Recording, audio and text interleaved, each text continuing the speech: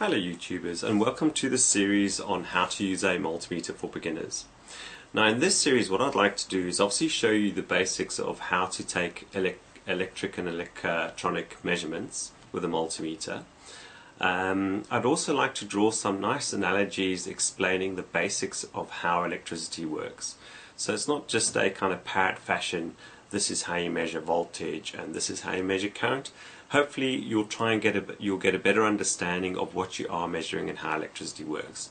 I also want to cover off some safety in terms of doing these measurements, because electricity can be dangerous. So that's the one thing I want to sure we do cover off.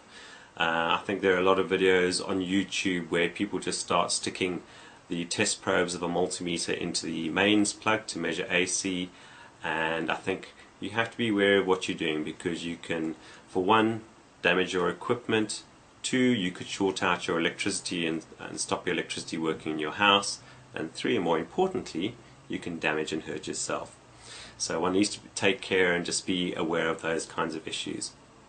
So first of all, again, I want to thank Công, who are the Southern Africa agents for Fluke, for providing me with this multimeter, which is very helpful, because I think it's a nice, good entry-level multimeter to kind of do this demonstration with.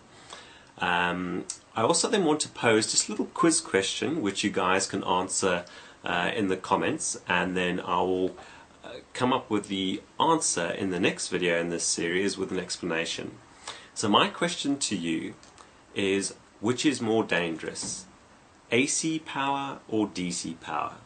I'm not going to add any more information than that. I'm keen for you to come up with an answer and perhaps some justification to your answer, and we'll go through the answers and see what's wrong and what's right and why. Anyway, let's jump into the series.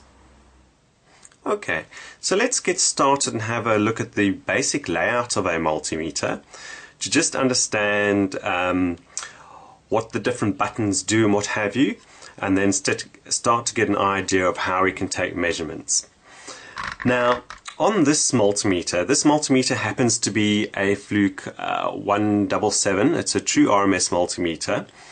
A multimeter like this is potentially a good entry point into doing basic electronics and electrical measurement.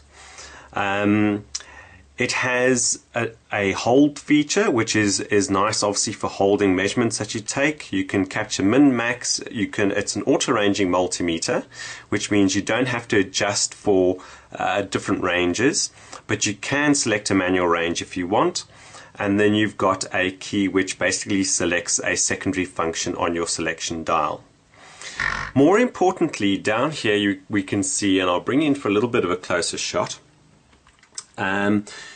You've got your plug points where you plug in your leads that you're going to take the measurements with. You'll always, for your measurements, have your black lead plugged into this common. And then you'll have, for the purposes of this exercise, as we're going to be doing voltage, you'll have your red lead plugged into this voltage point over here. Now, a point to note is that some multimeters, and I will just mention that obviously besides voltage you can obviously measure current, and most multimeters will have 4 plug points where you can do higher current measurements, i.e. up to like 10 amps, and then a smaller one where you measure milliamps. Some multimeters will only have 3 because they don't do the fine measurement on the current side, and then they'll have a layout like this. Other multimeters may share some of their current measurements in this voltage probe or connection point over here. Now that can be a little bit concerning, because if you make a mistake and have your multimeter selected to the wrong setting while you're measuring, let's say you want to measure voltage, but you have it selected to current, then potentially you're going to cause a short and you can hurt your multimeter. You can potentially cause all kinds of issues. So I would certainly say try and work with a multimeter that gives you separate plug points for your voltage and your current. That's something very important to note. Also, if you follow any of my videos on leads at all, I always recommend that you use a really the best quality test leads that you can. It really does make a difference. It makes life a lot easier.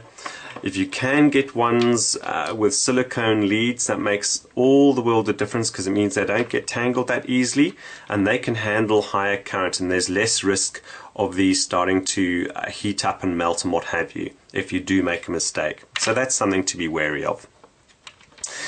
So the name, as the name implies, a multimeter in essence is an instrument with multiple options or multiple measuring meters inside it. We are going to concentrate on voltage for this exercise, and in essence what I would like to explain what voltage is with a little analogy. So I'm going to get a little drawing and put it here and we'll go through that. Okay, so here I've drawn a very simple little diagram basically of, we've got a little tap and a garden hose pipe with water coming out the end of it, and then a larger pipe down here below. Now this analogy is basically to try and explain what voltage is and what current is in terms of electricity and their properties. We're going to do current as well, even though the measurement of current will be in the next video after this, because they obviously do relate and it gives you a good understanding of how electricity works. Now in essence, electricity kind of has the properties of water flowing in a hose pipe. Just like if you get electricity flowing in a piece of wire, that's what we're trying to explain here. Electricity flowing in a hose pipe. Now you'll know on a garden hose there are two properties which you may or may not be aware of.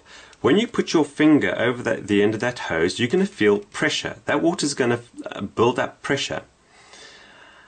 So there are two things, properties with that water coming out. You've got pressure and then you've got a volume of water. Now the pressure, there's a direct correlation to voltage. Voltage, in essence, electricity flowing in a piece of wire, is like the pressure of the water in a water hose pipe.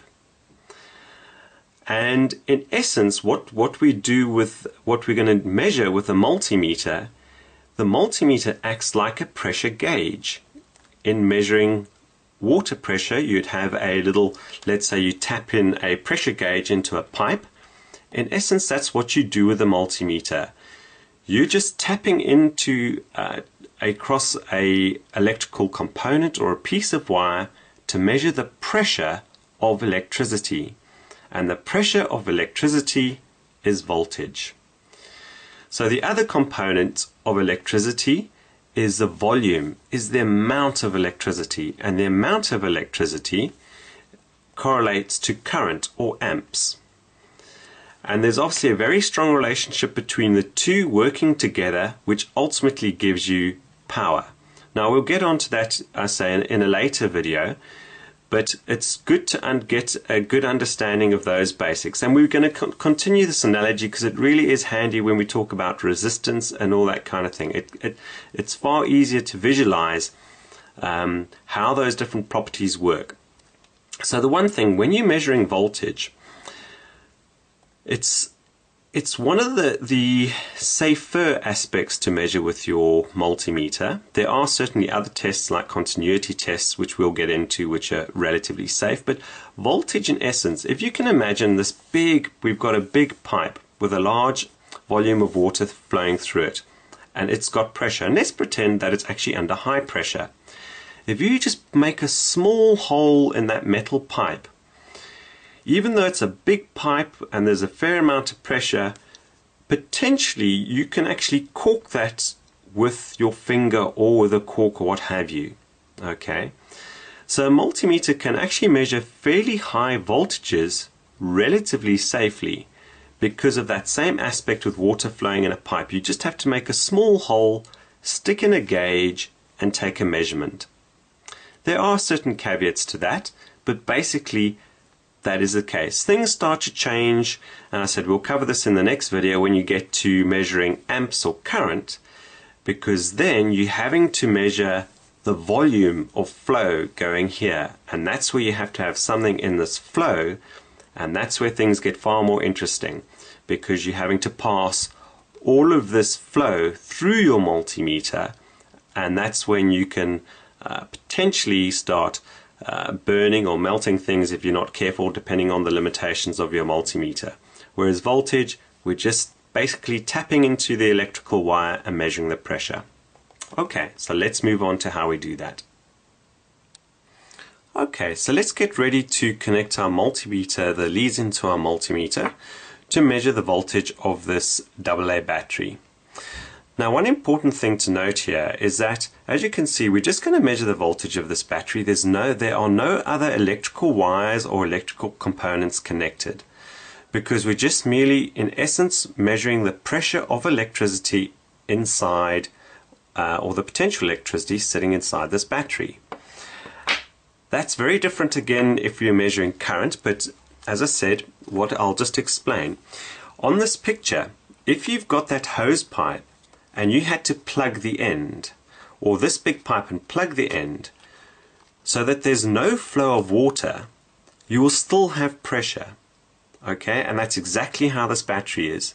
You do not have to have a light bulb or some electrical component connected to measure the potential voltage, because just by merely plugging the end of a pipe, you are still going to be able to measure pressure. It's different for current, of course, because if you you can't measure the volume of electricity unless it's actually flowing, and that's where things get a little more complicated. You need to have some device or some electrical component using electricity to measure current. But that'll happen in the next video. We're concentrating on measuring voltage, where you don't need something connected. But something to note as well, your voltage pressure will obviously differ. If you do have something connected, the pressure is going to drop, and it's the same for electricity. What we measure in this battery now is with nothing connected, no load connected.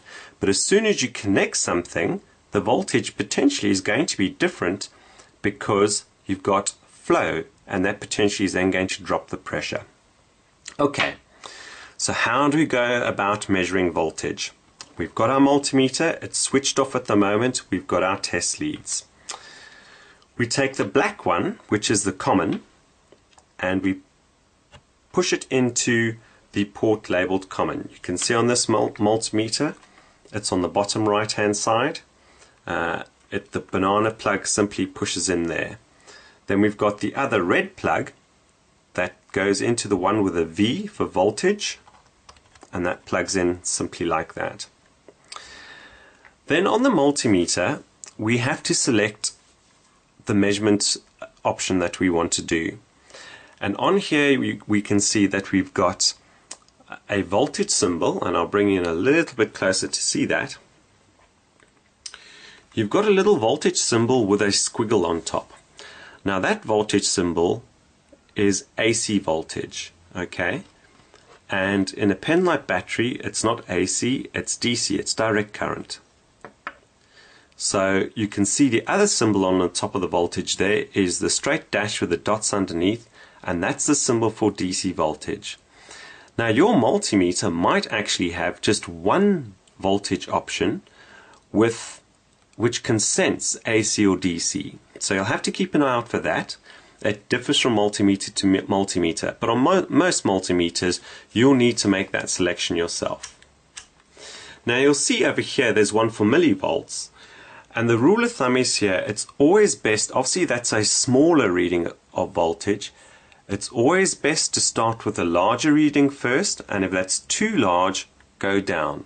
Because in some cases, particularly when we come to measure current, if you have a large current and start on the smaller reading, you'll potentially blow a fuse in your multimeter or damage your multimeter.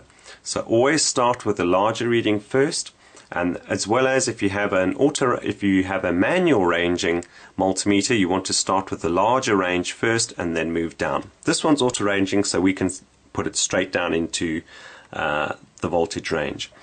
Now, as you note on this multimeter, it has come up and it's noted on here DC. So again, you need to note that because your multimeter might have various settings, And if you have the incorrect setting here, you're not going to get the right reading. Now, for the most part, that might not seem serious, but if you do have your multimeter on the wrong setting, you go and take a measurement of, let's say, particularly a high voltage, and you have a wrong reading, you might think that what you're taking a measurement of is safe or not live. You go and touch it, you could electrocute yourself. So it's something always to be wary about, is to make sure you do check that. You know, at best you're going to have a wrong reading and have a wrong calculation or what have you, but at worst it could result in a safety issue. So that you have to be wary about. So there we go. We've got our multimeter selected on DC volts, which is exactly what we want for this battery. Now we have a red and a black probe. Obviously the battery, it's fairly clear on this battery. On a AA battery, the top over here is the positive, and you can see the positive sign over there. The bottom is negative. Sometimes they label it, sometimes they don't, but we know the one end is positive. Our red is positive, so we can put that on there, and we put our black on the negative. Try and keep your fingers out the way, because they potentially can have an influence.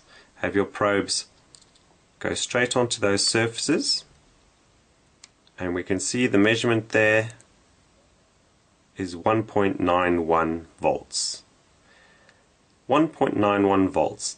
And that's about right, for this is a rechargeable battery. It's 1.2 volts in essence. And that is showing us the potential pressure of the electricity in this battery. And that is how you measure voltage. It's very simple and straightforward. So I'll get a few other items that we can measure, and then we'll move on to measuring AC voltage, where we need to take a little more care. Okay, so here I've got a few other batteries. The batteries are obviously all DC, so we've got our multimeter on its setting, on its voltage setting, which is fine. Here I've got a 9-volt battery, and on a 9-volt battery, to note is that the bigger terminal on the top of the 9-volt battery is actually the negative. I don't know if you can see that in the video shot. It's noted on the plastic here, and then the smaller one is the positive. And that's very straightforward to measure. So again, our black goes to the negative, the red goes to the positive, and you'll see there we go, this battery, which is a rechargeable battery, is currently sitting at 8.81 volts. This multimeter, as you can see, has a little bar graph at the bottom which gives you some indication, but that's if you have a fluctuating voltage, but that we'll demonstrate a little later.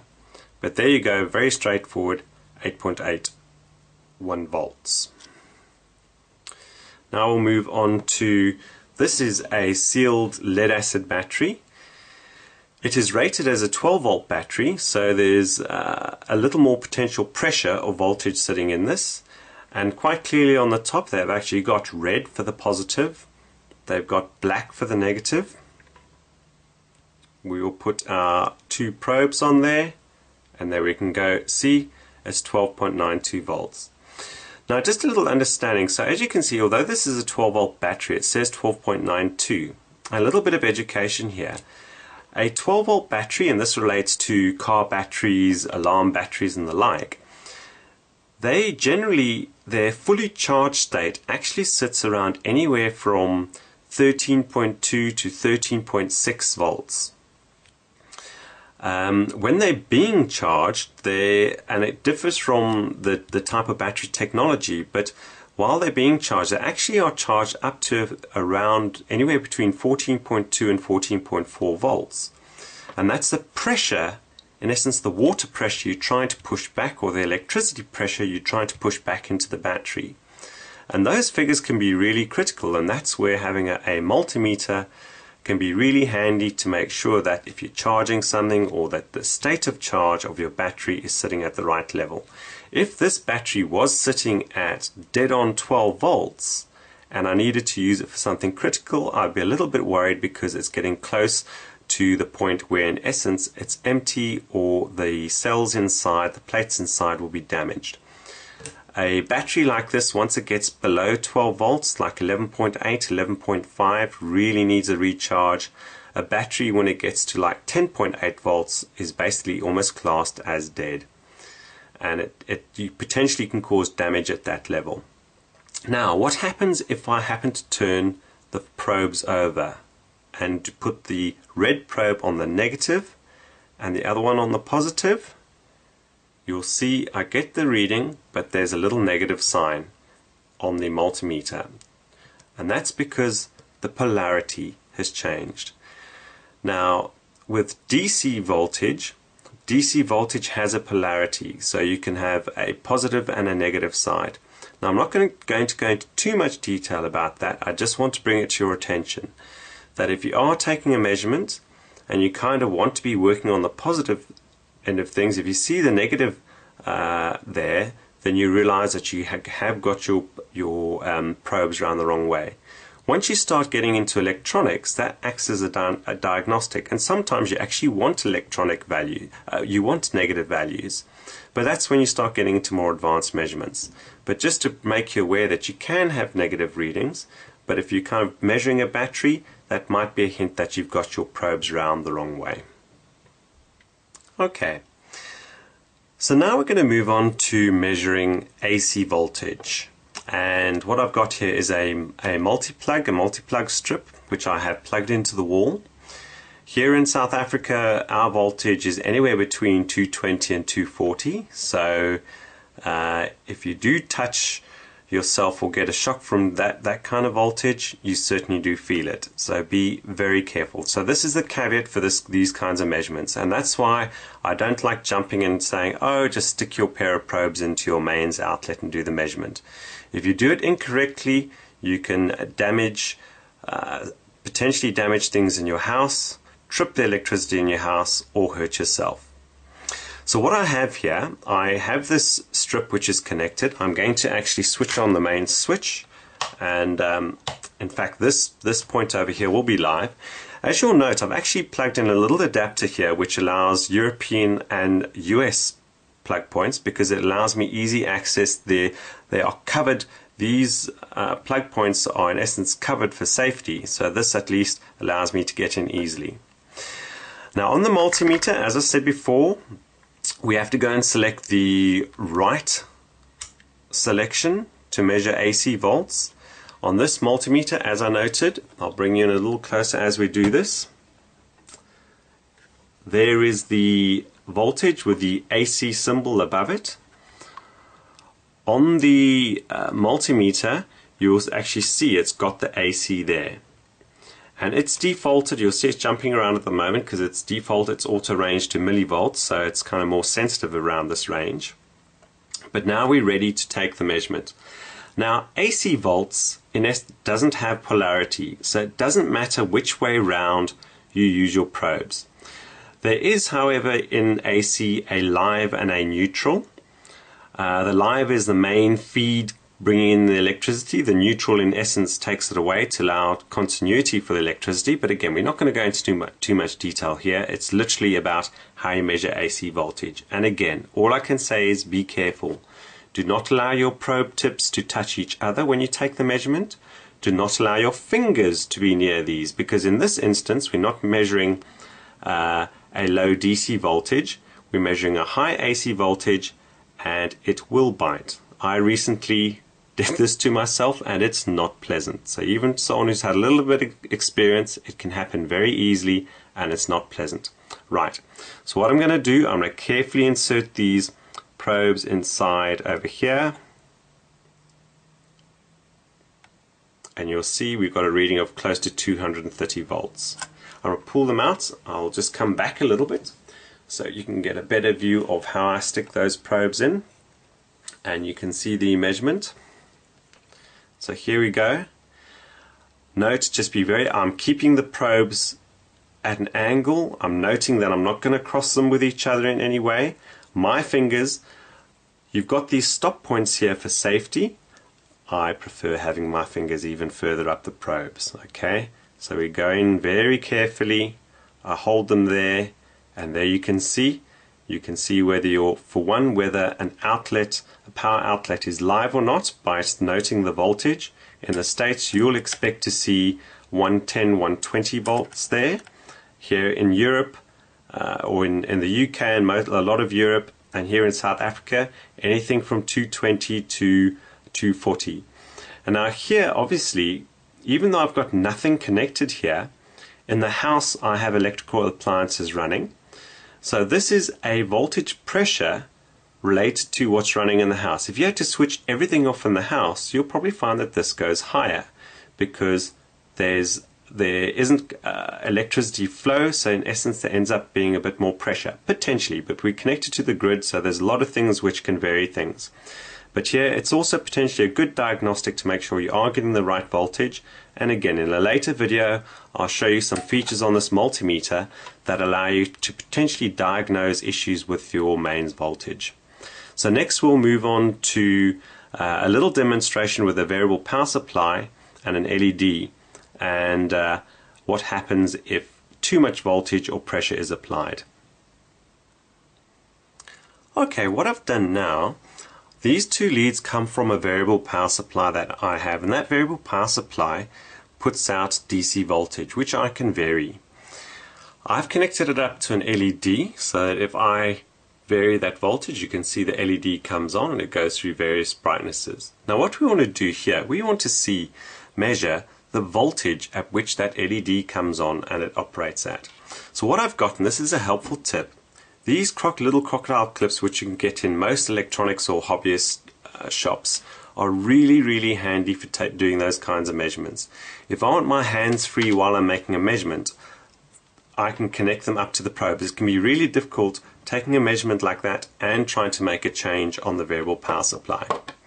So what we'll do here is on the LED, I'm going to connect that to that side, and of course I connect it to the red probe, and I'll put that down there, and I'll connect the black to the negative, and we'll connect obviously this other side of the black onto that. And we can see there we've already got a voltage reading of 1.8 volts. So let's just play around. There's two things I want to show you here on the multimeter which are of interest, and I'll bring in a little bit closer to see that. As you can see, we've got the LED which is coming on at different voltages. So let's try and catch what voltage it does come on at. I'm just going to try and eye things carefully from where I am. I can see it just coming on and giving a reasonable amount of illumination, so anywhere between 1.8 1.9 volts. And that's the pressure of the electricity that's required to illuminate this LED. Now, as you saw, now I'm varying the voltage, and the one other interesting thing to note about a multimeter like this, which has a bar graph at the bottom, you can see it can be difficult to actually get a voltage reading or to see what's going on. And that bar graph at the bottom can give you some indication of what's going on with the voltage, that it's fluctuating if you cannot see the figures on top there. We'll address some more advanced features of what you can do on a multimeter in terms of voltage measurement, I say in a later series where we do when we step beyond the beginner's range on this video series. So now the one thing I'm going to do here for fun, I'm going to step up the voltage. We're going to see how far we can take this LED. So I just have to switch off the output. I had something limiting the voltage coming out. I'm going to drop the voltage to around 1 volt, and I'm going to put it back on again. Right, wow, that LED has come on, and it's come on fairly bright, and then you can see the voltage is around 2.2 volts. So let's take it further. I can see it getting brighter, 2.3. If you manage to push more power into that light, what's going to happen? Now the reason more power is not going into that light is because I've got a limit on the amount of the volume of electricity going in there. So I'm going to switch things off again. I'm going to switch off that limitation, and we're going to try it again, just as a fun demonstration. There we go, we've got our LED on, we've got that voltage pressure. I'm not going to limit the amount of electricity that can go in there, and let's see what happens. We go up, up, up, up, up, up, 3, 4 volts, 5 volts, and I don't know if you can notice, but I can see the LED is actually going dimmer and it's flickering. 7 volts, and pop, it's gone out. So at 11 volt mark, let's come right back down on the voltage and see if it'll come back to life, and the answer is no. So I've gone and applied too much voltage to this LED, and now I've gone and blown it. And in essence, the LED is like a pressure vessel. It's like having a bottle where you try to force, you need a certain pressure for, let's say, that bottle or a balloon. A balloon might be a better example. You need a certain pressure for that balloon to inflate so that in essence it's doing its function, i.e. this LED providing light. But if you push too far beyond that pressure point, i.e. you up the voltage too much, what's going to happen to the balloon? It's going to burst. And in essence, that's what's happened to this LED light. We've applied too much voltage and it's in essence damaged the LED light.